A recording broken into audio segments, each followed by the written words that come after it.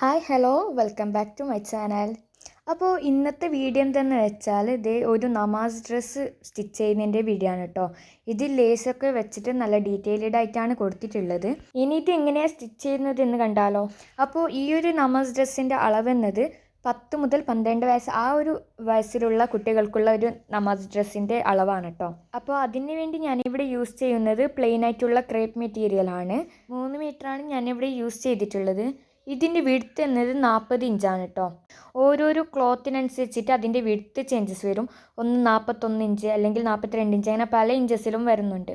അപ്പോൾ ഞങ്ങൾക്ക് കുട്ടികൾക്കായത് കൊണ്ട് തന്നെ 30 ഇഞ്ച് വിഡ്ത്തിലാണ് ഈ ഒരു നമാസ് ഡ്രസ്സിൻ്റെ അളവ് വേണ്ടത്. ഞാനിവിടെ കട്ട് ചെയ്യാൻ എളുപ്പത്തിന് വേണ്ടി ഇതൊന്ന് ഫോൾഡ് ചെയ്തെടുക്കുന്നുണ്ട്. പിന്നെ ഈ ഒരു വീഡിയോ സ്കിപ്പ് ചെയ്യാതെ തന്നെ കാണാം കേട്ടോ. എങ്കിൽ മാത്രമേ നിങ്ങൾക്ക് ഒരു ഡൗട്ടും വരാതെ തന്നെ എങ്ങനെയാണ് ഒരു നമാസ് ഡ്രസ്സ് ഈസിയായി സ്റ്റിച്ച് ചെയ്യാൻ തന്നെ മനസ്സിലാവുന്നത്. അപ്പോഴത്തെ ഈ ഒരു ക്ലോത്ത് ഞാനിവിടെ ഫോൾഡ് ചെയ്തെടുത്തിട്ടുണ്ട്. ഇനി ഇത് 30 ഇഞ്ച് വിഡ്ത്ത് വരുന്ന വിധം ഒന്ന് കട്ട് ചെയ്തെടുക്കാം കേട്ടോ.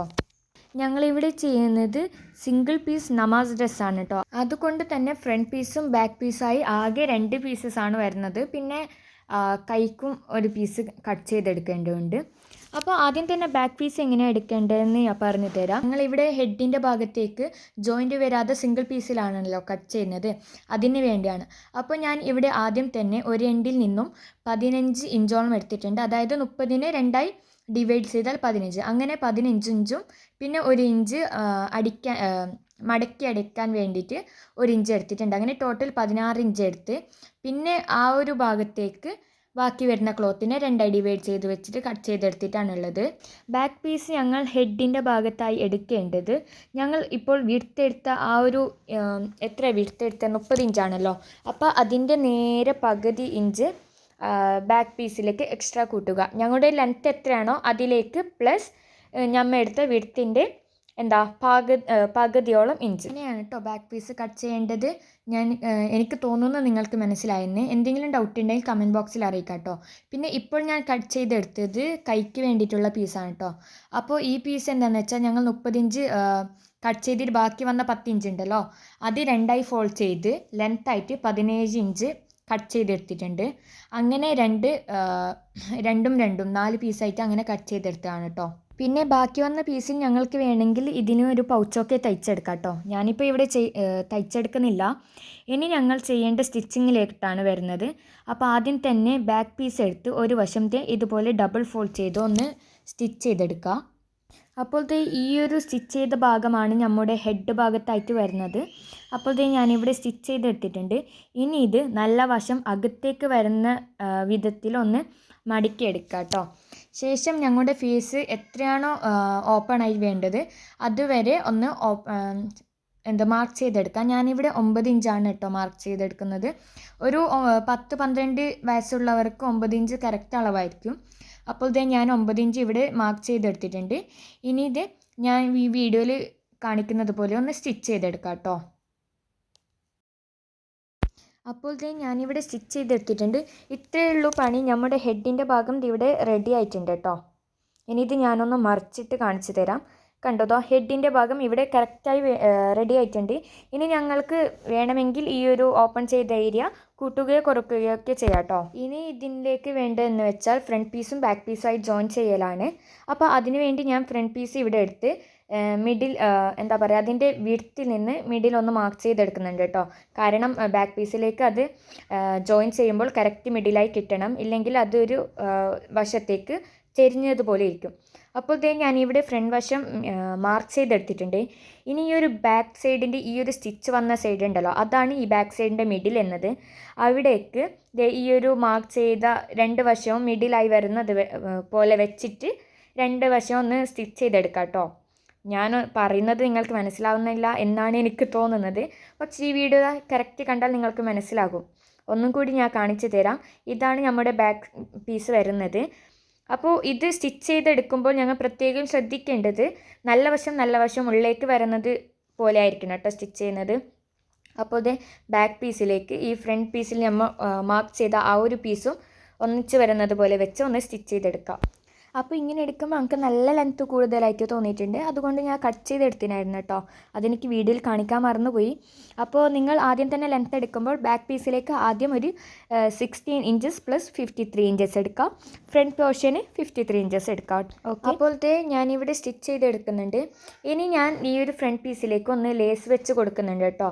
നിങ്ങൾക്ക് വേണമെങ്കിൽ അത് സ്കിപ്പ് ചെയ്യാം, പക്ഷേ ഞാൻ ഒരു ഭംഗിക്ക് ഇവിടെ ലേസ് വെച്ച് കൊടുക്കുന്നുണ്ട്. അതിനുവേണ്ടി ഞാനിവിടെ ഈ ഒരു ടൈപ്പ് ഒരു ചെറിയ ലേസാണ് എടുത്തിട്ടുള്ളത്. അത് ഈ ജോയിൻറ്റ് വന്നതിൻ്റെ മീത്തേക്ക് പതിച്ചൊന്ന് അടിച്ചു കൊടുക്കാം കേട്ടോ. നിങ്ങൾക്കിത് വേണ്ട എന്നുണ്ടെങ്കിൽ ഡയറക്റ്റ് നെക്സ്റ്റ് കൈ സ്റ്റിച്ച് ചെയ്യാൻ പോകാം കേട്ടോ. അപ്പോഴത്തെ ഞാനിത് സ്റ്റിച്ച് ചെയ്തെടുത്തിട്ടുണ്ട്. ഇനി കൈ സ്റ്റിച്ച് ചെയ്യുന്നതാണ് കേട്ടോ. അപ്പോൾ അതിനുവേണ്ടി ഞങ്ങളിവിടെ 2 പീസസ് ആയിട്ടാണല്ലോ കട്ട് ചെയ്തത്. അപ്പോൾ 2 പീസ് ഒന്നിച്ച് വെച്ച് ഒരു വശം ഒന്ന് ജോയിൻ ചെയ്തെടുക്കാം. അപ്പോൾ ഞാനിവിടെ ജോയിൻ ചെയ്തെടുത്തിട്ടുണ്ട്. പിന്നെ ഈ ബാക്ക്ഗ്രൗണ്ട് സൗണ്ട് ആരും കാര്യമാക്കണ്ട കേട്ടോ. ഇപ്പോൾ ഈ കൈയുടെ വിഡ്ത്ത് നോക്കിയാൽ 17ഉം 10 ഇഞ്ചും ആ ഒരു ഇതിലാണ് കേട്ടോ വരുന്നുള്ളത്. നിങ്ങൾക്ക് വേണമെങ്കിൽ ഇത് സിംഗിൾ പീസായി കിട്ടുന്നുണ്ടെങ്കിൽ നിങ്ങൾക്ക് സിംഗിൾ പീസായിട്ട് തന്നെ കട്ട് ചെയ്യാം. എനിക്ക് അങ്ങനെ കിട്ടാത്തത് കൊണ്ടാണ് ഞാൻ ഇവിടെ ജോയിൻ ചെയ്തെടുത്തത്. അപ്പോൾ ഈ ജോയിൻ്റ് വന്ന ഭാഗമാണ് ഇതിൻ്റെ മിഡിൽ. അതും ഈ ഫ്രണ്ട് പീസും ബാക്ക് പീസും ജോയിൻ ചെയ്ത സൈഡ് ഉണ്ടല്ലോ, അതും ഒന്നിച്ച് വരുന്നത് പോലെ നല്ല വശം അകത്തേക്ക് വരുന്ന രീതിക്ക് ഒന്ന് സ്റ്റിച്ച് ചെയ്തെടുക്കാം കേട്ടോ. അതുപോലെ തന്നെ ഇപ്പുറത്തെ വശവും ഒന്ന് സ്റ്റിച്ച് ചെയ്തെടുക്കാം. പിന്നെ നിങ്ങൾക്ക് എന്തെങ്കിലും ഡൗട്ട് വരികയാണെങ്കിൽ കമൻറ്റ് ബോക്സിൽ അറിയിക്കാം കേട്ടോ. എനിക്ക് തോന്നുന്നു ഞാൻ പറഞ്ഞത് അത്ര വ്യക്തമായിട്ടില്ല എന്ന്. അങ്ങനെയാണെങ്കിൽ എന്തെങ്കിലും ഡൗട്ട് ഉണ്ടെങ്കിൽ ഒന്ന് കമൻറ്റ് ബോക്സിൽ അറിയിക്കാം. അപ്പോൾ ഞാൻ ഇവിടെ കൈയും സ്റ്റിച്ച് ചെയ്തെടുത്തിട്ടുണ്ട്.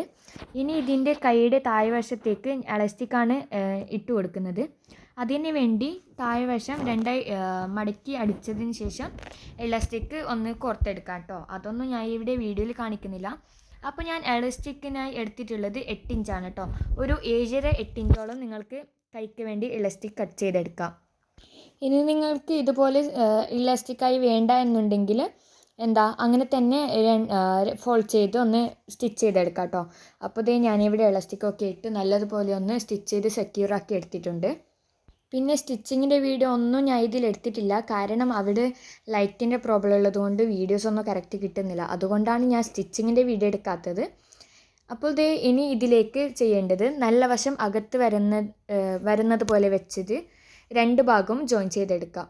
അപ്പോൾ ഏകദേശം ഞങ്ങളുടെ പണിയൊക്കെ കഴിയാറായി.